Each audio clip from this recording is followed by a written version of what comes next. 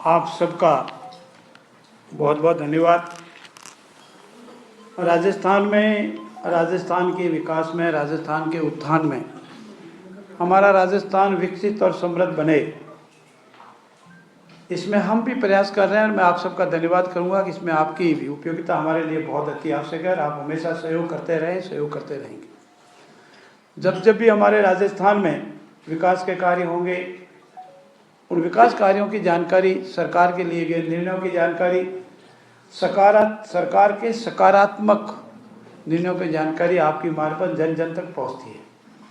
और मुझे पूर्ण विश्वास है कि हमारे लोकतंत्र का जो चौथा स्तंभ है वो भी अपना कर्तव्यों का पूर्ण रूप से निर्वाह कर रहा है। उसके लिए मैं आभार व्यक्त करता हूं और भविष्य में भी करता रहे। जब से मौजूदा सरकार बनी है, सरकार का ही संकल्प रहा है कि हम जो कहें वो करें, जो करें वही कहें। और इसी के तहत हमने राजस्थान को समृद्ध और विकसित बनाने के लिए प्रयास शुरू किए। हमारे विश्व के सम्मानीय नेता आदरणीय नरेंद्र मोदी जी का ही संकल्प है कि अमृत काल में हमारा देश विकसित बने और संसार में पुनः व चोरने की चिड़िया बने। और इसी लिहाज से वो अनेक विकासोन्मुख कार्य कर रहे हैं।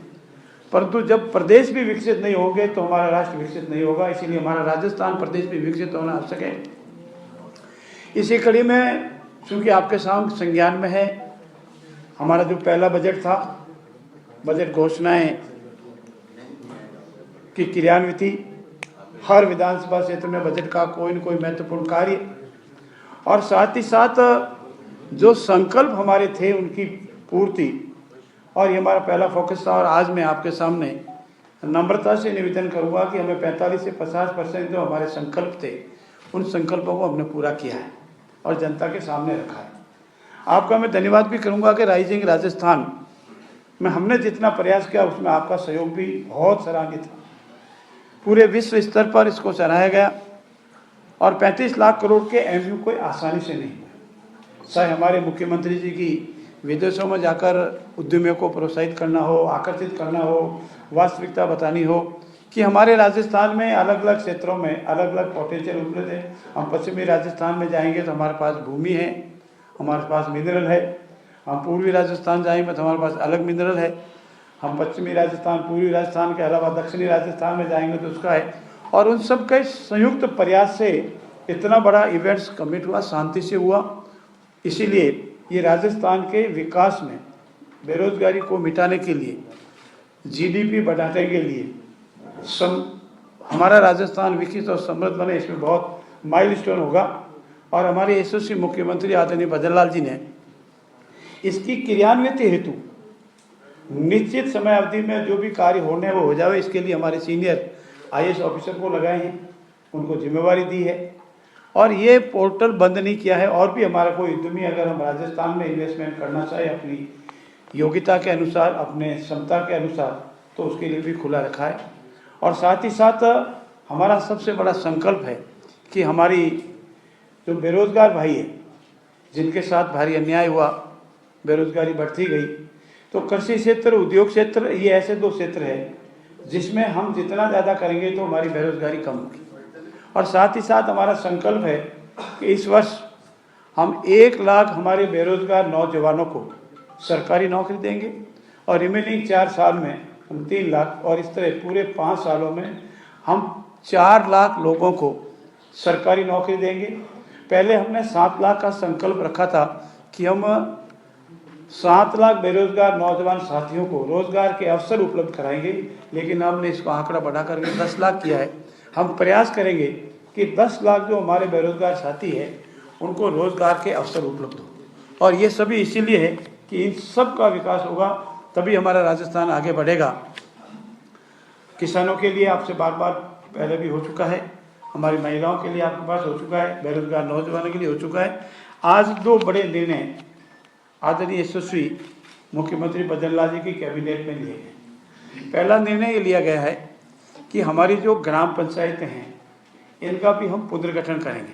ग्राम पंचायतें, पंचायत समितियां और जिला परिषद, और इनके पुनर्गठन के लिए जो मोटे मोटे तौर पर जो आधार रखे गए हैं वो आधार पहले थे उससे बढ़ा करके राजस्थान को सामान्यतः 3 हिस्सों में बांटा जाता है। एक सामान्य जिले हैं, एक मरुस्थलीय जिले हैं, और एक जो हमारे आदिवासी जिले हैं जिसको हम शहरिया भी कहते हैं, पिछले जिले भी कहते हैं, जो भी नाम दें, तो वो जिले रखें।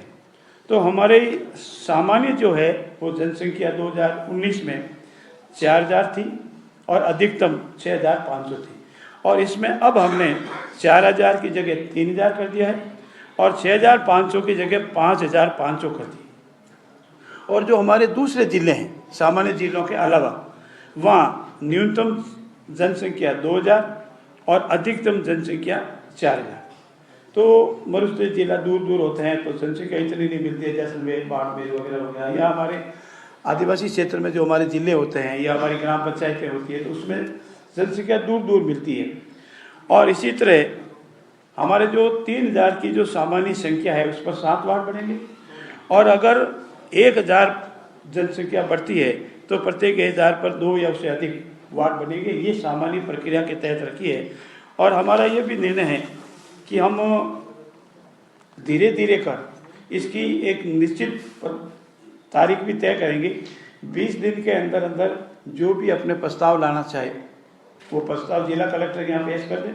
जिला कलेक्टर उसको एग्जामिन करके 30 दिन के अंदर अंदर हमको सरकार को भेज दें। सरकार इसमें ड्राफ्ट जो भी प्राप्त होंगे उसकी सुनवाई और करेगी 10 दिन में, और 10 दिन के उपरांत सरकार अपनी कमेटी को भेज देगी और कमेटी इस पर निर्णय करेगी। ये एक सामान्य प्रक्रिया है जो राजस्थान पंचायती राज में बताई हुई है। अब जहाँ तक पंचायत समिति का प्रश्न है, 2 लाख की जनसंख्या पर सामान्यतः एक पंचायत समिति है, और इस संख्या को हमने अभी भी 2 लाख ही रखा है। और एक पंचायत समिति में करीब 40 वार्ड ग्राम पंचायत है। पंचायत समिति का गठन करते हैं तो ग्राम पंचायतों को मिला करके एक पंचायत समिति बनती है।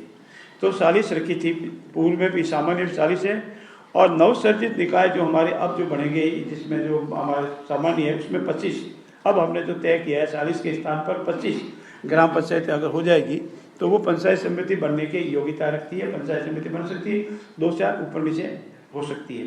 और जहाँ तक हमारे जिला परिषद का विषय है, 4 लाख पर एक जिला परिषद है, और 1 लाख या उससे अधिक बढ़ने पर 2 अतिरिक्त वार्ड बढ़ सकेंगे। ये सामान्य प्रक्रिया में पंचायतों के पुनर्गठन की अधिसूचना नियमानुसार जारी होगी। ये तो पहला था।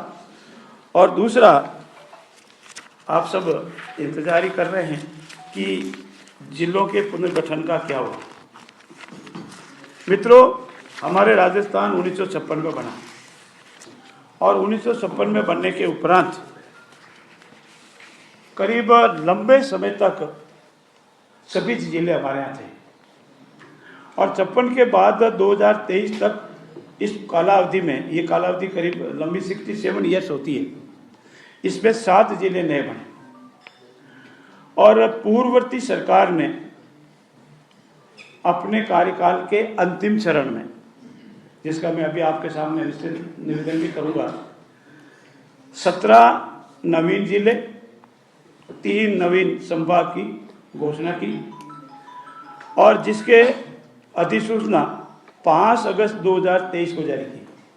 आप सभी मित्र वाकिफ है कि हमारी जो पिछली बार ये जो घोषणा हुई थी चुनाव की आचार संहिता, इसके 1 दिन बाद ही लग गई थी।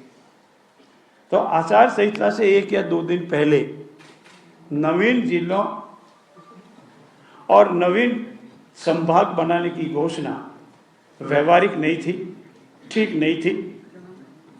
और इसके मोटे मोटे जो कारण हमारी कमेटी ने प्राप्त किए, आपको जानकारी है कि हमारा संकल्प था कि व्यवहारिक रूप में जो जिले हैं, वित्तीय संसाधनों की उपलब्धता है कि नहीं है, प्रशासनिक आवश्यकता है कि नहीं है, कानून व्यवस्था उससे ठीक होगी कि नहीं होगी, और सांस्कृतिक सामंजस्य होगा कि नहीं, इत्यादि मोटे मोटे तौर पर ये बिंदु होते हैं। और इनको पूर्ण रूप से अनदेखा किया गया, जनसंख्या को अनदेखा किया गया। और आप पाएंगे कि सामान्यतः जनसंख्या अगर नेशनल एवरेज लें तो भी करीब 9 लाख के आसपास होती है, 9,50,000 के आसपास होती है। और अगर मरुस्थली जिले हैं, कुछ आदिवासी है तो 6 लाख, और बहुत ही कोई जैसे बहुत कहीं गंगटोक में चले जाए, बहुत छोटे छोटे हो तो 4 लाख। ये जनसंख्या का क्राइटेरिया है। और सामान्यतः 6 या 6 से ज़्यादा तहसीलें होनी चाहिए, या कोई और जैसे मैंने कहा शहरी क्षेत्र आदिवासी हो तो 6, और बहुत ही कोई हिंदुस्तान का बहुत छोटे छोटे हो तो 4 तहसीलें। ये मोटा मोटा क्राइटेरिया है, इसमें कोई एक निश्चित मापदंड नहीं, लेकिन सामान्यतः एक क्राइटेरिया है।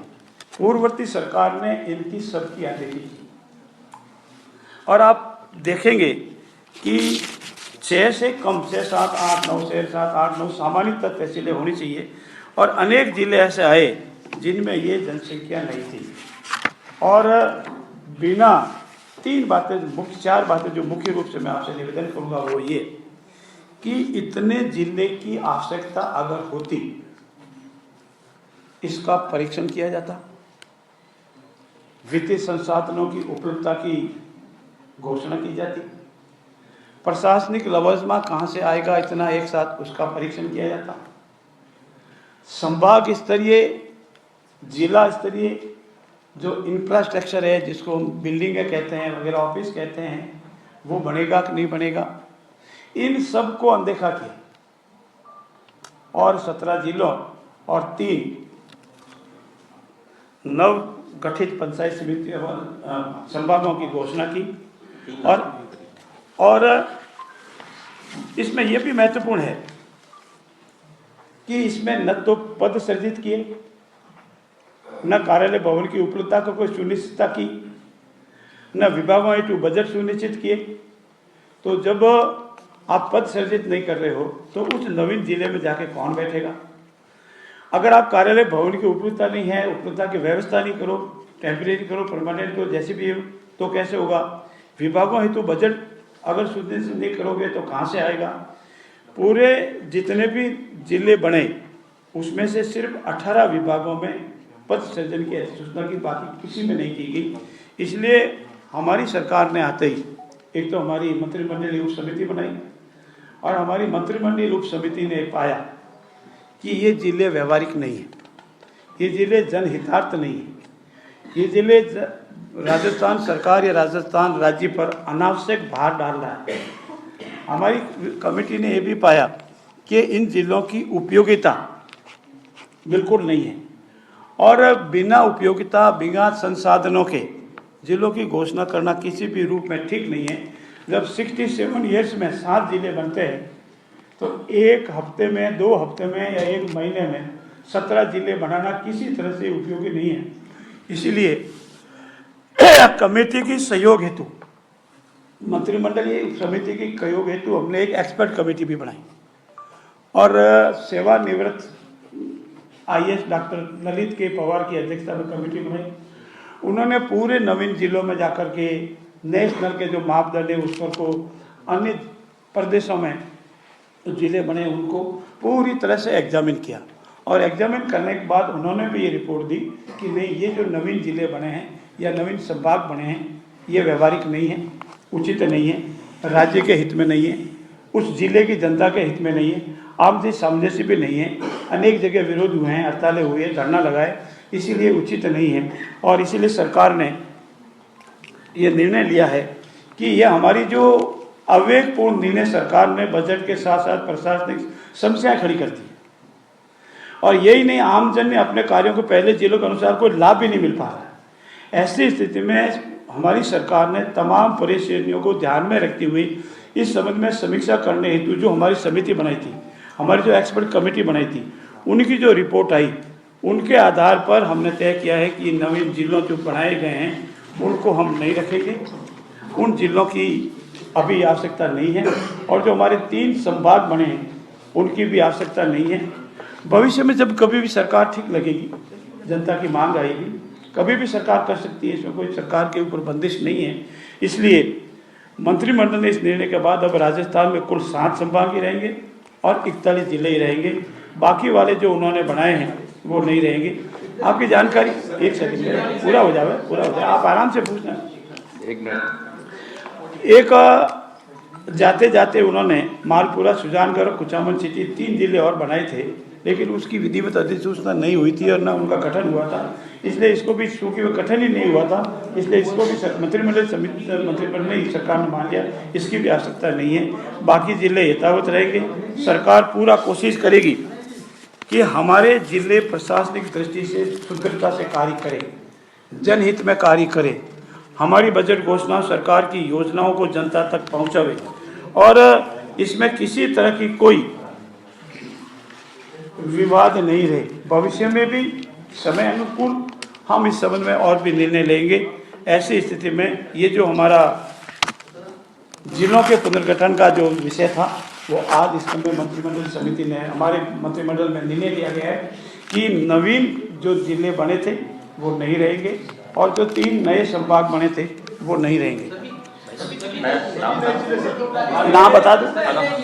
मैं जो नाम बता, जो अभी जो खत्म किया उनके नाम बता दो। हाँ, नाम सुन लो। 8 नए जिले रखे, 8 जिले रखे जा रहे हैं।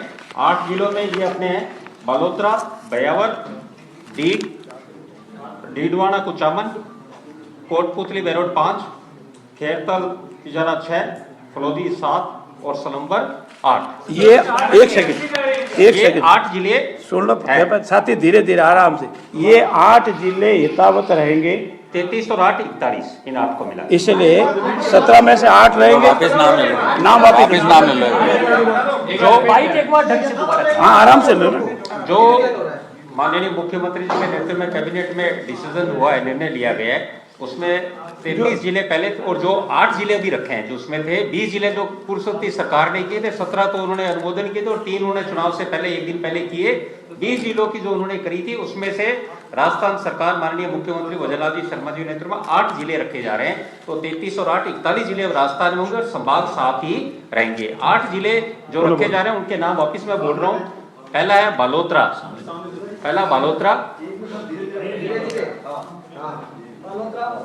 यथावत रहेंगे। पहला बालोतरा, दूसरा बयावर यथावत रहेगा, ब्यावर, तीसरा डीग यथावत रहेगा, चौथा डीडवाना कुचामन यथावत रहेगा, 5वां कोटपुतली बेरोड यथावत रहेगा, 6ठा खेरतल तिजारा यथावत रहेगा, 7वां फलोदी यथावत रहेगा, 8वां सलम्बर यथावत रहेगा। और 9 जिले जो चाहे तो मित्रों, बाकी वाले रिमेनिंग 9 जिले आपको पता ही है, नाम शायद वो भी बता सकते हैं। हाँ, नाम बता दो। जो जिले अब नहीं रहेंगे उनके नाम आप ही बोलिए। ठीक है। मेरा इसमें निवेदन है कि ये प्रशासनिक तंत्र को विधिवत करने, प्रशासनिक तंत्र में सुधार करने, प्रभावी बनाने, राजस्थान को समृद्ध और विकसित बनाने के लिए सभी पहलुओं पर विचार करने के उपरांत सरकार ने निर्णय लिया है और सरकार के निर्णय के अनुसार हम कोशिश करेंगे कि हमारे सारा प्रशासनिक तंत्र तुरंत कार्रवाई करे, हमारा राजस्थान समृद्ध और विकसित बने। आप सबका बहुत बहुत धन्यवाद। सर, ऐसा ही बढ़ती क्या हुआ? 1 मिनट सवाल के लिए 3-4 सवाल लिए जाएंगे समय की उपलब्धता को देखते हुए। तो पहले गोवर्धन जी आपने जवाब दिया। सर, एसआई भर्ती को लेकर लंबे समय से चर्चा चल रही थी और आप कमेटी की रिपोर्ट भी आ चुकी है। कैबिनेट में क्या डिसीजन हुआ एसआई भर्ती को लेकर? आज के कैबिनेट में एसआई भर्ती का एजेंडा नहीं था और न हमारा आपके समझ का विषय है। इसमें न्यायालय में मामला विचाराधीन है और इस पर ज़्यादा कमेंट्स, न्यायालय में जो मामले लंबित होते हैं उस पर नहीं किए जा सकते। धन्यवाद। कोर्ट ने सर ये पूछा है कि आप इस पर फैसला कर दीजिए, चाहे यस या नो में, तो उसका बात है कि देखिए, कोर्ट ने क्या पूछा, हम क्या जवाब देंगे, ये न्यायालय से संबंधित विषय हैं, इसको पीसी में नहीं कहा जा सकता। ये हिता स्थान पर हिता जवाब दिया जाएगा। धन्यवाद। तमाम पर बैन हटने का सब कुछ एजेंडा रखा था या विचार हुआ अनौपचारिक रूप से? तबादलों पर बैठ हटने पर भी सकारात्मक विचार किया गया है और आपको शीघ्र इसकी जानकारी मिल जाएगी। सर, ये चुनाव आप चुनाव एक साथ करवाएंगे नगर पालिका निकाय पंचायतों के या क्या रहेगा?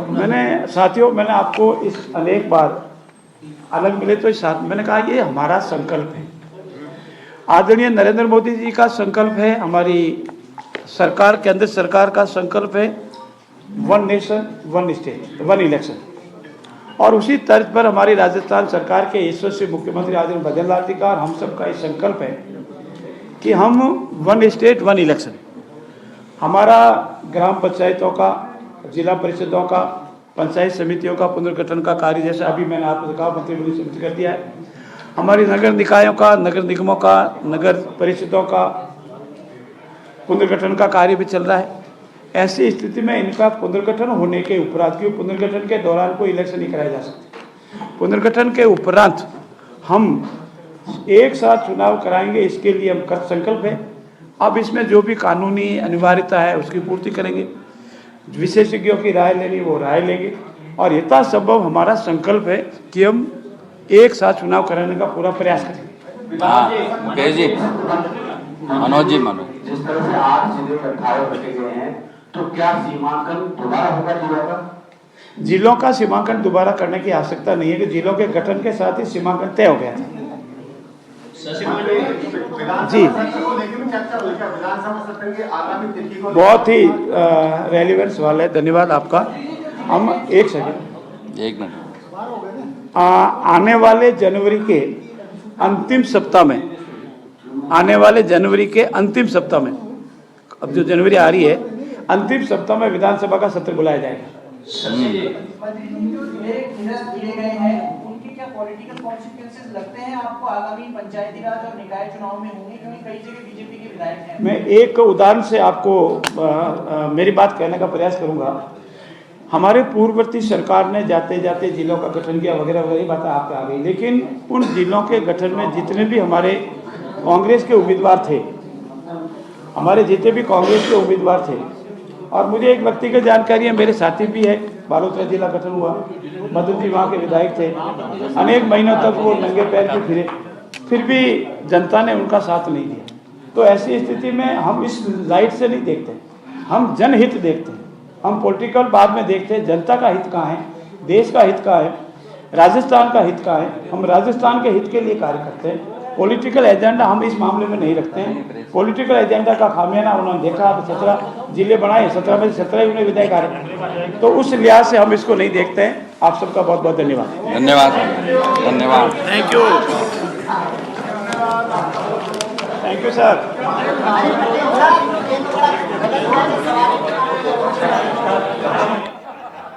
जी हाँ, तो राजस्थान की भजनलाल कैबिनेट ने बड़ा फैसला लेते हुए ऐलान किया है कि पूर्ववर्ती गहलोत सरकार अंतिम दौर में बने नए जिलों और नए संभाग नहीं रहेंगे। हम आपको बताते चलें कि राजस्थान में 41 जिले रहेंगे। गहलोत सरकार में बने नए 8 जिले जो थे वो यथावत रहने वाले हैं। बैठक के बाद सीएमओ में चल रही मंत्रिपरिषद की बैठक में इस बात की जानकारी दी गई है। अब हम आपको बताते चलें कि देखिए, बालोतरा, कोटपुतली, भरोड़, खैरतल, तिजारा, स्ल्यूम्बर सहित 8 जिले जो हैं वो यथावत रहेंगे। शेष नए जिले समाप्त कर दिए गए हैं। कैबिनेट बैठक की बड़ी बातें क्या क्या हैं वो जरा हम आपको ग्राफिक्स के जरिए बता दें। ग्राम पंचायत समितियों और पशुधन सहायक का पदनाम होगा पशु प्रशिक्षक। गहलोत सरकार में बने 10 नए जिले किए गए निरस्त। ये एक बड़ी बात सामने आ रही है। सीकर संभाग को भी निरस्त कर दिया गया है। इसी के साथ हम आपको ये भी बताना चाहेंगे कि खाद्य सुरक्षा योजना में नए लाभार्थी भी जोड़े जाएंगे। ये कैबिनेट बैठक की बड़ी बातें हैं। कृषि क्षेत्र, उद्योग क्षेत्र को बेहतर बनाएंगे।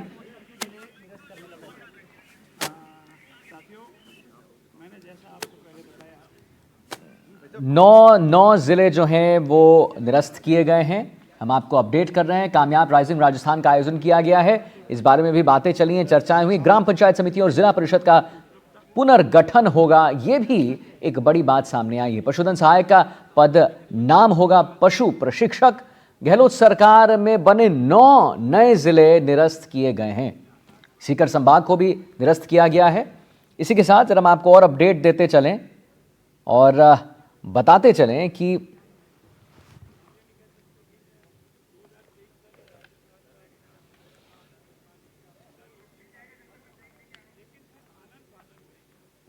एक छोटा सा ब्रेक लेते हैं, जल्द हाजिर हो रहे हैं। आप कहीं मत जाइए, देखते रहे एनडीटीवी राजस्थान।